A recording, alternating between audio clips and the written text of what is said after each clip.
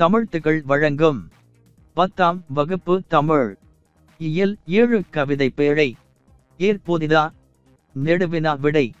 முதல் மழை விழுந்ததும் தொடர்ந்து நிகழும் உழவுச் செயல்களை ஏற்போதிதா கவிதை கொண்டு விவரித்து எழுதி பொன்னேர் பூட்டுதல் தமிழர் பண்பாட்டின் மகுடம் என்பதையும் விளக்குக.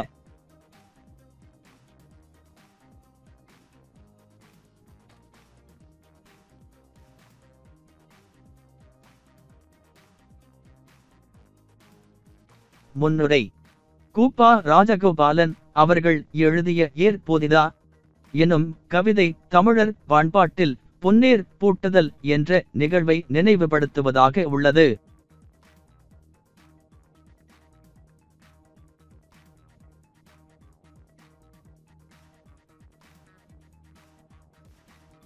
பொன்னேர் பூட்டுதல் வேளாண்மை செழிக்கவும் மானுடம் தழைக்கவும் சித்திரை திங்களில் நடத்தப்படும் பொன்னேர் பூட்டுதல் தமிழர் பண்பாட்டின் மகுடம் ஆகும்.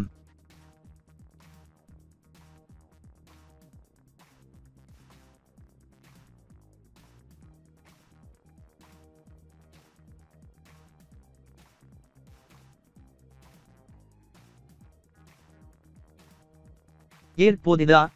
முதல் மழை விழுந்ததும் மேல் மண் பதம் ஆகிவிடும்.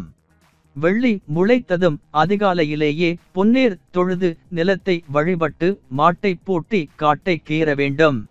ஏர் நுகத்தடி காடு கரை கை கார் எதுவும் புதிது அன்று.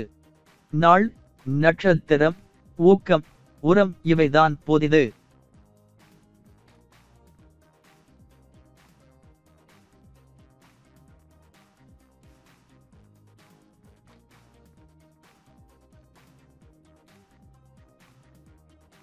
மாட்டை தூண்டி கொழுவை அழுத்த மண்புரளும் மழை பொழியும் நிலம் சிலிர்க்கும். ஊன்றிய நாற்று நிமிரும் எல்லை தெய்வம் நம்மை காக்கும். பொழுதேற கிழக்கு வெளுக்கும் முன் நல்ல வேளையில் கொழுவை நாட்டுவோம்.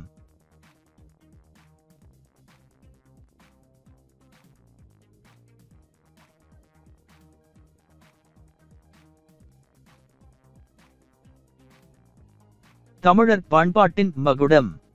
சங்கத் தமிழரின் திணை வாழ்வு வேளாண்மையை அடிப்படையாக கொண்டது.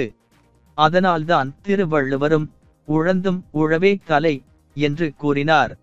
உலகத்துக்கு அச்சாணியாக விளங்குபவர்கள் உழவர்கள்.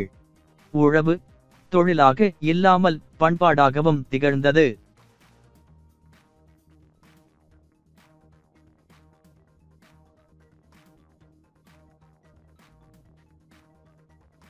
முடிவுரை. உழவு உண்டெனில் உயர்வு உண்டு. தமிழ் மரபின் பொன் ஏர் பூட்டுதல் என்ற பண்பாட்டு நிகழ்வு நாகரிக காலத்திலும் பெருக வேண்டும். உலகின் வளர்ச்சிக்கு முன்னத்தி ஏராக என்றும் தமிழன் முன்னிற்க வேண்டும்.